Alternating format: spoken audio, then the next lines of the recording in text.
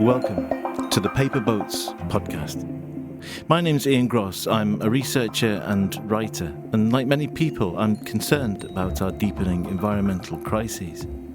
In each episode of this podcast, I'll be meeting with a different writer from the Paper Boats collective. We'll discuss their work and the issues that they write about. Paper Boats are a group of writers from across Scotland and beyond, inspired by Kathleen Jamie's poetic response to COP26.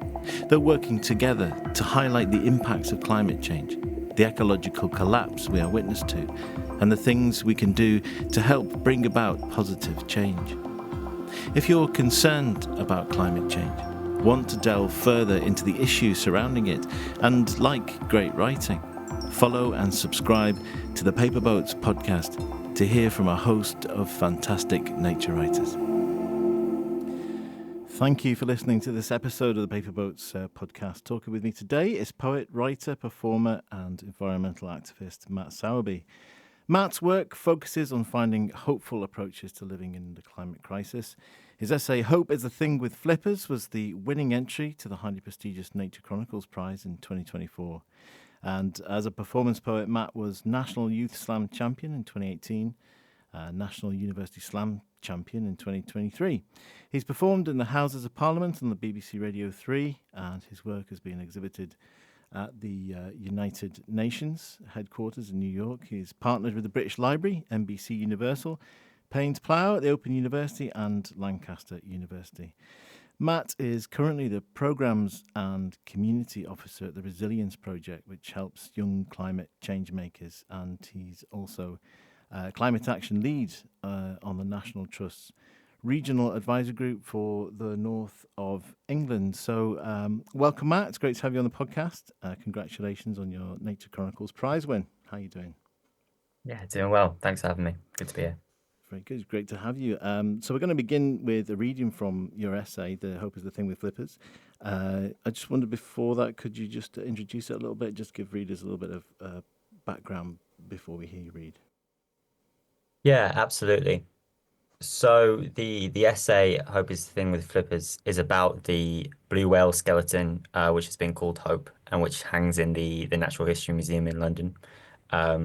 There is a lot of, or there has been a lot of oil money swirling around that whale, and it's also been a rallying point for a lot of environmental activism. And this essay tells that history, those stories, and then weaved into that is my own personal journey with climate anxiety, moving towards environmental hope. It's 5:30 p.m. on the 20th of June 2019, and London's Natural History Museum is closing for the night, when the building will be used for a private party celebrating the UK's petroleum industry. Crowds stream past thousands of beady-eyed taxidermy specimens into Hintz Hall, under the vast blue whale skeleton, out the gaping doors and onto the front lawn. Many glance back at the whale, suspended mid-lunge in the centre of the hall, diving forever after them. They're all being gently cajoled to hurry up by their museum staff, who just about hear the buzz of climate activists gathering on the front lawn with their placards. The most striking thing about the whale skeleton, other than belonging to the largest creature to have ever existed, is how much it and Hintz Hall resemble each other, the one fitting inside the other like Russian dolls. The whale's open mouth lines up perfectly with the museum's double doors. Her bones are the same light brown as the marble walls. Her flippers reach out towards the east and west wings of the museum. Her tail rises in parallel with the grand staircase at the hall's far end. Even the columns begin to feel a bit like a ribcage. Against every logic, the skeleton's presence feels almost natural. It also feels like you're somehow inside a whale. The security guard has half an eye on a group of teenagers, 20 maybe, probably part of a school trip, who are dragging their feet on the way out of the museum, pushing their luck. Just then, The teenagers move as one into the center of the hall, crouching down on the cold marble floor, arms linking into a chain. Hintz Hall is now under occupation. Thanks, Matt. I love that building sense of tension there, and that something's about to happen.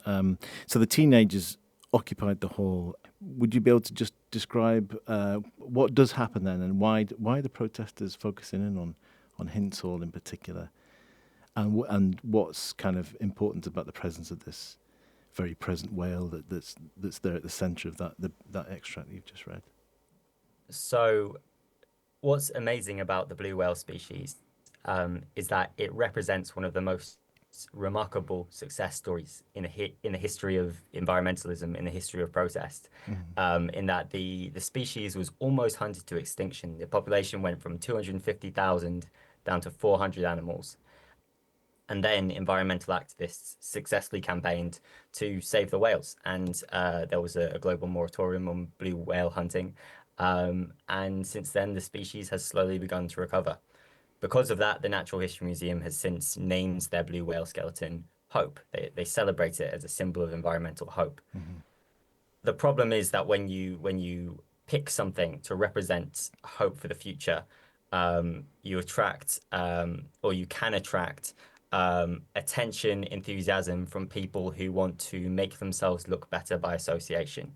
And in the case of the Natural History Museum, um, they actually ended up hosting the awards dinners of the Petroleum Geology Group. For years, the Natural History Museum, this including the room with this symbol of hope for the natural world, were hosting the the awards dinners of this industry. Um, and that led to protests, that led to this youth climate occupation that I write about, which I see as both kind of a battle over the hall as a a conflict about who gets to own this space, but also as a conflict over who gets to be the ones that associate themselves with environmental hope, who gets to position themselves as the future, as the solution. Is it the young climate activists, or is it the petroleum geologists who want to make themselves look good? And so the hall itself is named after a person that's right at the heart and centre of that industry. So that's the other greenwashing story in the Natural History Museum. By the way, the youth climate protests at the museum were successful. They no longer host those awards dinners, but Hintz Hall is still named Hintz Hall, and it's named after Michael Hintz, who is a billionaire climate denier. He funds a climate denial think tank called the Global Warming Policy Foundation, which has the purpose of spreading climate denial, lobbying government, doing whatever they can to slow down the transition to green energy. So not a fossil fuel company themselves, but working intentionally to aid fossil fuel companies and to hinder the environmental movement. I really love the way the essay as a whole sort of reveals all these hidden environmental injustices that are kind of embedded in society. How did you, I mean, you've obviously you were involved in that kind of movement at the time. Were you aware of it obliquely, or is it something you've researched? How did that event in particular become something that you were going to write about? The protests that I were a part of were difficult for me. I was kind of suddenly encountering all of this information about climate change. It had an impact on my mental health. I was quite burnt out from all this organizing and leading of campaigns and marches, and the hostility that could come up in that. And so I made a decision at some point that I was really going to find out what hope could mean for me in the context of environmental collapse. Um, and one of the things that came up when I was just talking to people about that was that someone told me about this museum, told me about this whale skeleton in the Natural History Museum, Hope. Um, and I just did some research into it, and I found out about this protest. I ended up writing my undergraduate dissertation as like an exploration of this history and the symbolism that was going on in the protest. And then just started playing about with more creative ways of presenting that story, which is how we've ended up with the essay that I've now written. And so I guess that success story and the whale as a symbol of hope. Is this is what you hope might happen with our current, predicament with climate change and global warming and the use of fossil fuels, namely. So I'm interested in asking, is there a blueprint here? Mm-hmm. Absolutely. We there was a global, massive, politically powerful oil industry that was destroyed by environmental activists, or extremely weakened by environmental activists. Um, are there tools here? Are there strategies that we can be using in and thinking about in how we approach fossil fuels? Whale products were at one point used for everything.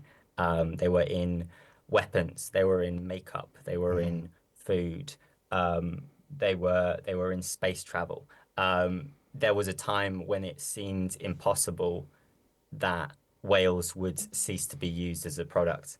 That's where we are right now with plastic, Mm-hmm. with oil, and so I find it, yeah, useful to think with while doing the work of trying to dismantle fossil fuels. The central symbol of your essay is this whale, and the connection, I guess, to direct action and activism. And I get the sense that for you, hope is an active thing and is directly related to your activism. So I wondered if you wanted to talk a little bit about your journey as an activist and as a writer, and can you separate those two things? What came first? Did they fuel each other, or did one? Did is there one that's a sort of primary driving force for you? Yeah. So I definitely started out as a writer. I've always been writing. And if it wasn't for the fact that we were in, the state that we are in, as a planet, I'd definitely not be writing the things that I am writing. Mm. I'd definitely probably be writing like fantasy stories or something like Mm-hmm. that. Um, that's what I first became interested in. Um, but then the school strikes happened, and I was, I guess, politicized. And at the time, I was very interested in the overlap, the fact that these are two forms of that protest and and writing and performance, are two kinds of storytelling Mm-hmm. that I'm hesitant to use the word that protest is performative, but there's kind of theatre elements somehow that I use. There's a lot of symbolism. There's a lot of negotiation of space. Um, there's a lot of, I guess, kind of character and kind of costume, even in the most high stakes and oppressed movements. I'm thinking about like the Hong Kong democracy protests. There's still this use of symbols and storytelling. Yeah, so it's not performative in the sense that it's fake, but it has this performance element to it. So I used to be very interested in that overlap. um, People ask, is my writing my activism? I tend to hesitate around that because I think it's slightly reductive. I think that when you're involved in a campaign, your measure of success is change. When you're doing something creative, you might have a bit of a theory of change there.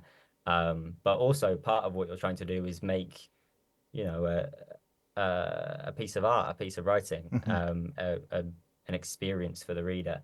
Um, so yeah, I do see a distinction between them, but there's a lot of overlap as well. Of course, yeah. So when you write, just to go into that a little bit, I suppose when you're writing this essay, for example, which is at the forefront of your mind, the message or the form and the art and the way that you use language to put across a message. I mean, I guess the two, feed off each other there, don't they? Completely.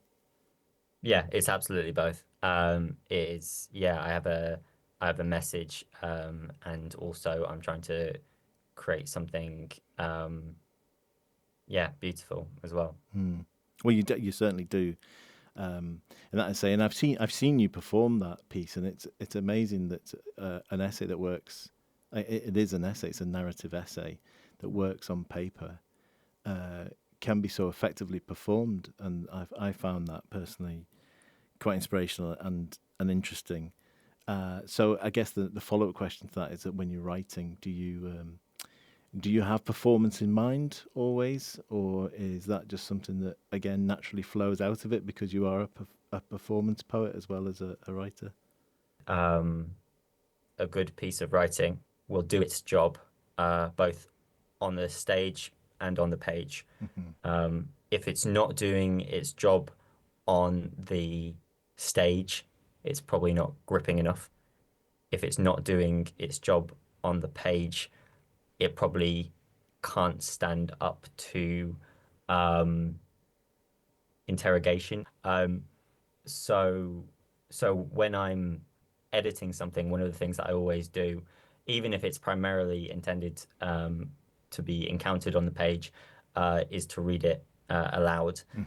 Um, I do also sometimes have slightly different versions of a piece of writing for page and stage that just take advantage of those different arenas and the Yeah. things that they offer, So they will sometimes if I have a piece of writing that I'm going to perform, then I'm going to put in stage directions for myself about how I say it, where I stand, that kind of thing. Hmm. Um, yeah, and then on the page, there's all these different options in terms of shape. I see the words performing on the page Hmm. in the same way that I would be performing on the stage, um, and they have their own um, yeah, their own kind of there is decision making around that as well. Yeah, I guess the act of writing is a performance in itself, isn't it? It's performative.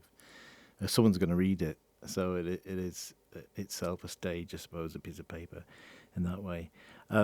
Just want to move on now to back to sort of the activist or more activist side of your creative practice, I guess. And you were involved in an event up here in Aberdeen last year that was named after your essay. Took its inspiration from your essay. Would you be able to just talk a little bit about that and what the focus was, and what happened there, and perhaps what you hope might come out of that?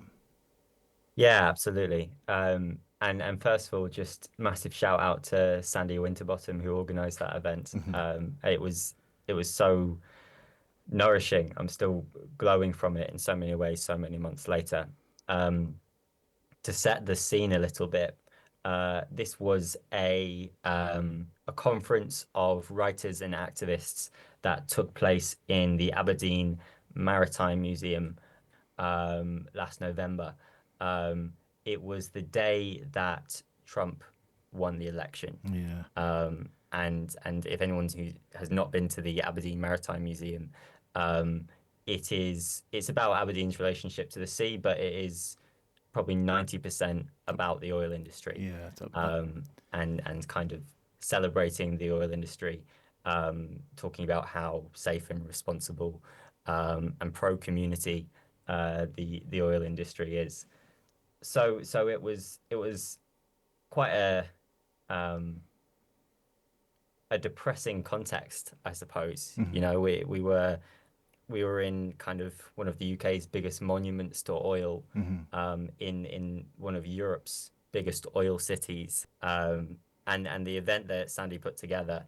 Um, I did my little bit, and then there were these amazing presentations about campaigns that are going on all over, well, kind of local and national and international.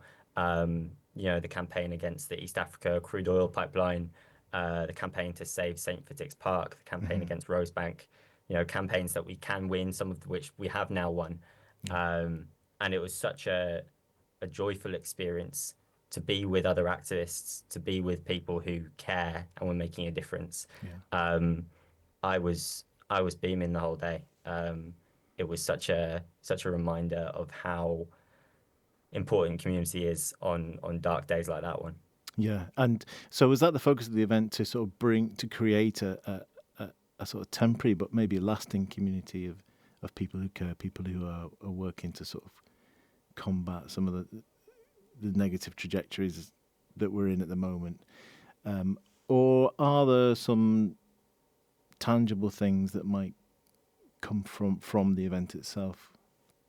I think the community building was a big part of it. Hmm. I think another part of it was something quite similar to what the oil industry tried to do to the Natural History Museum in reverse, Yeah, which is to, take over, I a don't know, space. Yeah, yeah, enemy and territory and subvert it. rewrite the narrative. Yeah. Yeah, and there were activities around that on the day. I think it was also about exploring the intersections and the potentials of collaboration between writers and activists, which is always very interesting. Um, yeah, for me personally, I've been trying to visit Aberdeen for a little while because I'm writing more generally around um, oil and oil and water, Hmm. oceans and petroleum. So I'd been wanting to come to Aberdeen with Moby Dick in my pocket Hmm. because that book begins with an exploration of what was the oil capital of the day, Nantucket, Hmm. and I wanted to see if I wanted to try and write a comparison between that and Aberdeen. So I was able to stay on a few days afterwards and explore the city, which was fantastic. Oh, And but then also kind of really revisit that text because that is a book that has always been used as a I guess like a evergreen exploration of US politics, in which a tyrannical whaling captain goes to war against nature and leads his whole crew to their deaths. And that just felt very Trump. It just yeah. felt suddenly very topical on that particular day. Absolutely. And how did you? I mean, I don't want to put you on the spot, but how did you feel about the city? How did you feel about the presence or not of the oil industry? I think Aberdeen is one of the only places where you can go in the UK and see like explicitly see the oil industry. Hmm. Um, like in most of our lives, oil is invisible. We don't look at it, other than kind of petrol stations. There aren't a lot of visible cultural examples of it around us. And Aberdeen is one of the places where it becomes explicit Hmm. and the dynamics and the politics of it becomes explicit. I mean, I was there partly, with an eye out for oil, but it was amazing how many places were funded by oil, sponsored by oil. Even Yeah. if you like walk along the beachfront, then the heritage like plaques and information signs are all funded by oil companies. The dolphin watching cafe is funded by oil companies.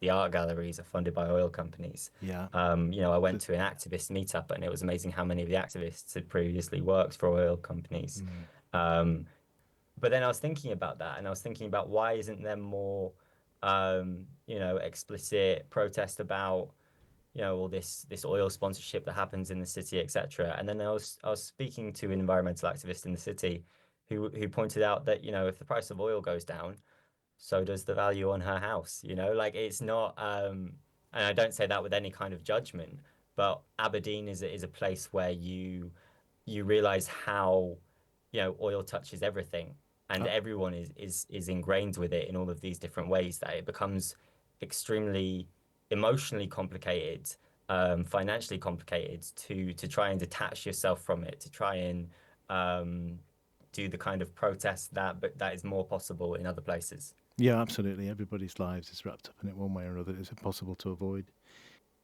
I'd like to ask you just a little bit. I would go back to the Chronicles Prize now, which is a Mm. huge achievement and a big prize.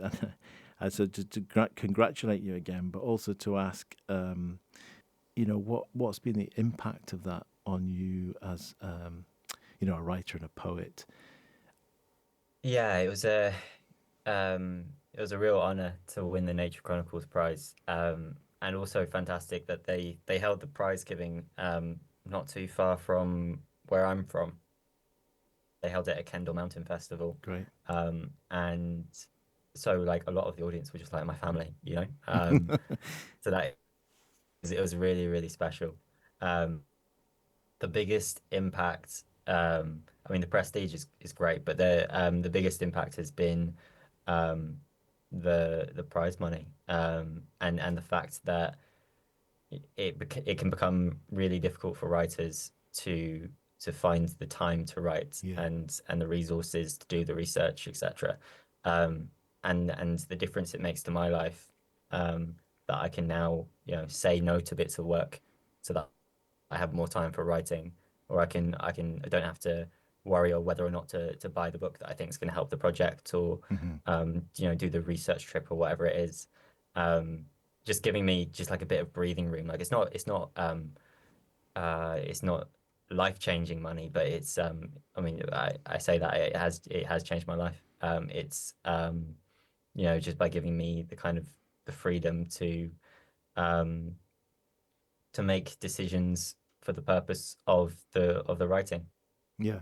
To feeds back into your practice as a writer, gives you the space and the time to focus on Yeah. which sounds like a great project. This project that's based around oil and water and the ocean and Mm. use of resources, which I can't. I don't know when that might emerge, but I'm really looking forward to it. So we're going to close with another reading from the essay, if that's okay with you. And before you did, and perhaps to sum up, going back to the theme of hope, which is central to the essay and kind of central to your practice.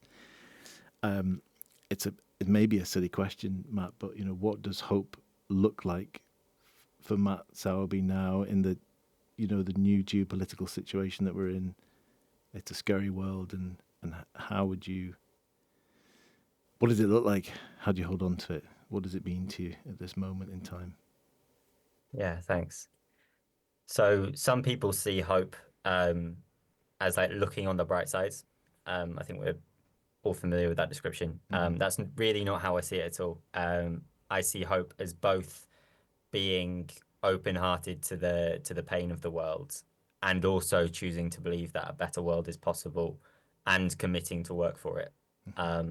And that can be a really difficult thing to do. There's a tension there, between acknowledging our darkest realities and planning for our brightest futures, which I think is part of the reason why there's so much burnout among activists. It's really difficult to do both of those things.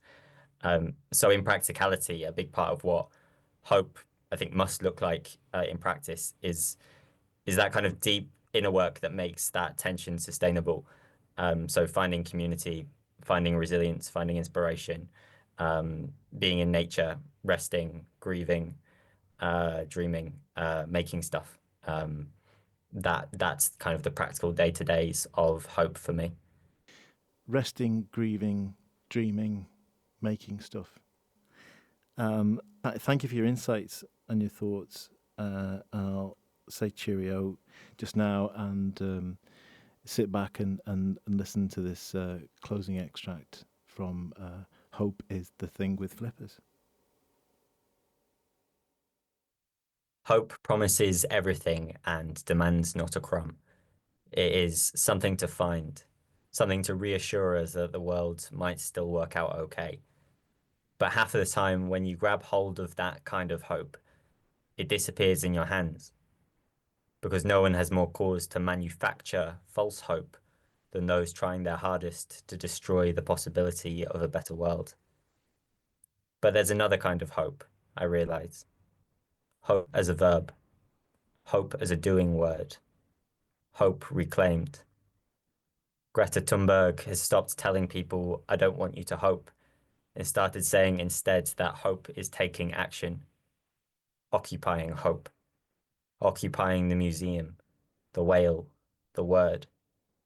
Hope is being 14 and terrified, but refusing to leave, sweaty arms linked with friends and strangers, surrounded by security guards and unsure what the consequences of any of this will be. Also, you can shout loud enough to every petroleum industry employee, representative, and executive swarming the building to hear. We are the youth, and they're stepping on our rights. We are the youth, and we're fighting for our lives. The Natural History Museum never publicly relented to any of the young activists' demands, but a few months later, they announced that they were declaring a planetary emergency and at the same time cutting their last ties with the fossil fuel industry. Rebecca Solnit writes, "Your opponent would love you to believe that you have no power, that there's no reason to act, that you can't win." Every one of the activist demands was met within a year, but quietly enough to go almost unnoticed. The Natural History Museum presented each as their own idea. It was like the museum didn't want word getting out that they would ever bend to protesters. They knew better than to give activists too much hope. I look up at the whale skeleton, suspended in mid-lunge. She looks so lifelike, entirely still and yet diving with such purpose. It should feel like ventriloquism, but somehow it doesn't. Perhaps because I know this skeleton is representative of 20,000 living blue whales diving like her, but after plankton, not dust motes. This whale also has the strange effect of making the entire museum feel underwater. I'm reminded that when a whale dies at sea, its decomposing body creates an oasis at the bottom of the ocean that can last for decades. It becomes an ecosystem in itself, a source of life.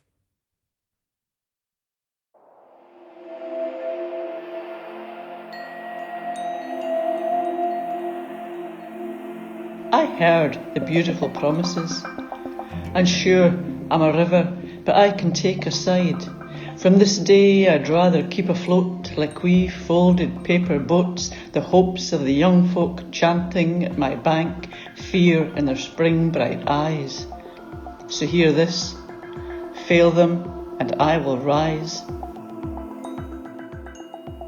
Paper Boats supports Global Justice Now and the Scottish Rewilding Alliance. To learn more about their campaigns and Paper Boats writers, go to paperboats.org.